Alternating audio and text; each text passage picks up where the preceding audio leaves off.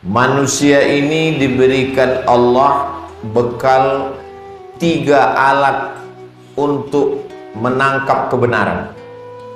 Yang pertama, inna sam'a, pendengaran. Yang kedua, wal basar, penglihatan. Yang ketiga, wal fuad, hati dan pikiran. Ketiga-tiganya ini nanti akan ditanya di hadapan Allah Subhanahu wa ta'ala. Inna sam'a wal basara wal fuada kullu ulaika kan anhu mas'ula. Kullu ulaika, semuanya, kana anhu mas'ula, akan disoal, akan ditanya, akan diminta pertanggungjawaban di hadapan Allah Subhanahu wa ta'ala. Maka laki-laki kepala rumah tangga yang tidak dalam keadaan sakit, tidak dalam keadaan pekerjaan berat, tidak dalam keadaan perjalanan jauh, maka dia mesti mendengarkan khutbah Jumat. Wajib man tarakal jumu'ata 3 marratin, siapa yang meninggalkan sholat Jumat 3 kali tahawunan, karena menyepelekan sholat Jumat, meremehkan sholat Jumat, taba'allahu ala qalbih, Allah mengunci pintu hatinya. Kenapa akhir dari hadis ini adalah hati? Berawal dari pendengaran. Mendengar saat khutbah Jumat, 3 kali tidak mau mendengar khutbah Jumat, taba'allahu ala qalbih, dikunci pintu hati. Mengapa tidak dikatakan dipekakkan telinganya? Karena telinga tetap mendengar, tapi tidak sampai ke hati. Semuanya dalam Islam ini adalah hati. Ala fil jasadi mudghah, ketahuilah di dalam badan tubuh jasad ada segumpal, ada sekepal.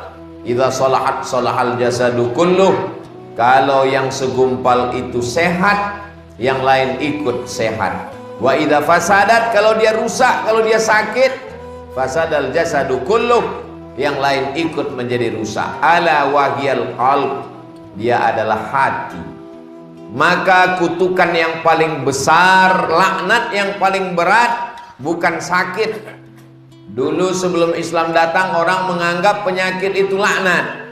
Setelah Islam datang, boleh jadi dengan sakit dosa diampuni, boleh jadi dengan sakit dapat pahala sabar, boleh jadi dengan sakit dapat pahala ridha.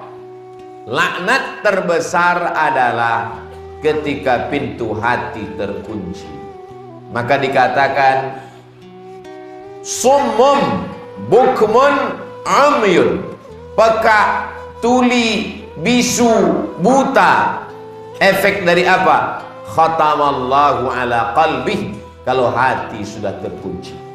Di hari yang penuh dengan keberkahan, hari Jumat, hari Allah Subhanahu wa ta'ala, kita diminta untuk banyak bersolawat. Kita masih diberikan telinga untuk mendengar, yang tujuannya adalah menghidupkan hati. Hati, kalau mata tugasnya melihat dan memandang, kalau telinga tugasnya mendengar, maka hati adalah merasa. Pandai-pandai merasakan perasaan orang lain. Kita sudah melewati nisfu Sya'ban. Sekarang di ujung Sya'ban, ketika Nabi Shallallahu Alaihi Wasallam paling banyak berpuasa di luar Ramadan, itu di bulan Sya'ban. Mengapa? Aisyah bertanya. Jawabannya, dzaka syahrun yaghfulu anhu katsirun minan nas. Itulah bulan yang banyak dilupakan orang. Ketika orang banyak lupa, kita ingat, maka kita punya nilai lebih dari orang lain. Mengapa tahajud itu punya nilai lebih? Karena banyak orang tidur, orang lupa, kita tetap ingat. Mengapa amal bulan Sya'ban itu lebih? Karena banyak orang lupa dan Nabi Muhammad sallallahu alaihi wasallam ingat. Ingat itu letaknya di hati dan pikiran. Tugas telinga mendengar, tugas mata melihat dan memandang. Yang didengar oleh telinga sampai ke hati, yang dilihat oleh mata sampai ke hati. menghidupkan hati dengan banyak mendengar dan banyak melihat. Wa idza quri'al Qur'an, kalau Quran dibacakan, fastami'u lahu, dengar baik-baik. Kenapa disuruh mendengar? Fastami'u lahu wa ansitu la'allakum turhamun, supaya turun rahmat Allah. Apa tanda rahmat Allah itu turun? Hati menjadi hidup. Bukan berarti orang yang pandai membaca Quran, menulis Al-Quran, itu cara, jalan, wasilah. Tujuan dari semuanya adalah bagaimana hati itu hidup, bisa merasa. Tanda mata terbuka, bisa melihat. Tanda telinga mendengar, berfungsi, masuk dia ke dalam lubuk hati. Maka ketika orang sudah mengaku beriman, apa tandanya? Hatinya mudah merasakan perasaan orang lain. Maka puncak iman dalam Islam, la yu'minu ahadukum, kamu belum beriman. Kalaupun kamu beriman, imannya belum sempurna. Hatta yuhibba li akhihi, sampai kau bisa merasakan perasaan saudara. Ma yuhibbu li nafsihi, sama seperti yang dia rasakan. Kalau saudara saya itu lapar, maka bagaimana rasa laparnya? Dirasakan dengan puasa Senin Kamis.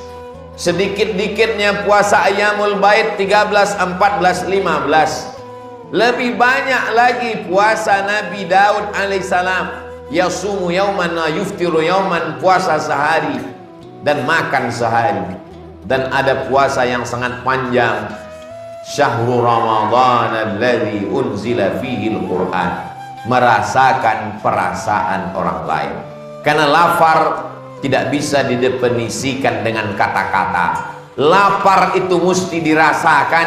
Bagaimana rasanya lapar? Tahanlah makan dari mulai terbit fajar azan subuh sampai terbit rona merah azan maghrib.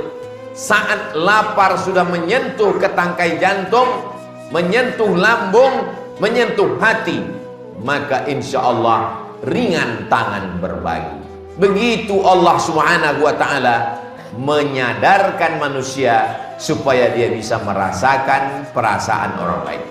Idza amma ahadukum, kalau kamu menjadi imam, falyukhaffif, ringankan bacaannya. Mengapa imam disuruh meringankan bacaan? Karena di antara makmum itu fihi mussaghir, ada anak kecil, wal kabir, ada orang tua renta yang tak tahan tegak lama, wadhul hajati, ada orang-orang yang ada hajat, ada keperluan. Itulah mengapa ketika sholat sendirian tahajud malam, Nabi sholat sepanjang-panjangnya. Dalam hadis yang diriwayatkan oleh Sayyidatuna Aisyah radhiyallahu anha, hatta tatafattara qadamahu, sampai bengkak kedua kakinya. Lalu Nabi ditanya oleh Sayyidatuna Aisyah, lima fa'alta hadza ya Rasulullah, mengapa engkau melakukan ini ya Rasulullah? Laqad ghafarallahu laka ma taqaddama min dzambika wa ma ta'akhkhar, dosamu yang lalu, yang sekarang, yang akan datang sudah diampunkan Allah Subhanahu wa ta'ala. Apa jawab Nabi? Afala akuna abdan syakura, aku ingin menjadi hamba Allah yang bersyukur. Seorang perempuan yang jahat, wanita tunasusila, dalam keadaan musafir, dia lihat ada sumur tempat air, dia pun mendekat ke sumur itu untuk minum, mengambil air. Tapi rupanya dia lihat ada seekor anjing yang menjulurkan lidahnya kehausan. Airnya jauh ke dalam sehingga dia tidak bisa minum. Tersentuh hati perempuan itu melihat anjing yang kehausan. Lalu dia ambil air sumur itu dengan sepatunya yang kotor, dia berikan kepada seekor anjing. Empat makhluk ini semuanya kotor. Perempuan ini kotor, jahat, wanita tunasusila. Anjing itu pun juga kotor. Tempat sepatu, tempat air, mengambil air sepatu itu juga kotor. Diberikan kepada binatang yang kotor oleh manusia yang kotor. Tapi Nabi mengatakan perempuan itu diampunkan Allah dosanya. Mengapa? Apa amal dia? Amalnya adalah amal hati. merasakan perasaan makhluk Allah yang kehausan. Ini bukan ajaran Nabi Muhammad SAW. Ini cerita tentang Bani Israel, umat sebelum Nabi Muhammad, yang diceritakan oleh Nabi Muhammad SAW sebagai iktibar pelajaran kepada kita. Mendengar kisah itu, sahabat bertanya, apakah perbuatan baik kepada binatang itu dianggap pahala ya Rasulullah? Apa jawab Nabi? Fi kulli kabidin ratbin sadaqah. Dalam setiap hati yang basah ada nilai sedekah. Apa maksud hati yang basah? Makhluk hidup. Walaupun berbuat baik kepada makhluk hidup, binatang itu haram, tapi kalau itu memberikan kebaikan, maka dia bernilai baik di hadapan Allah Subhanahu wa ta'ala. Kalau merasakan perasaan hewan saja pun dapat pahala, bagaimana dengan merasakan perasaan orang yang beriman?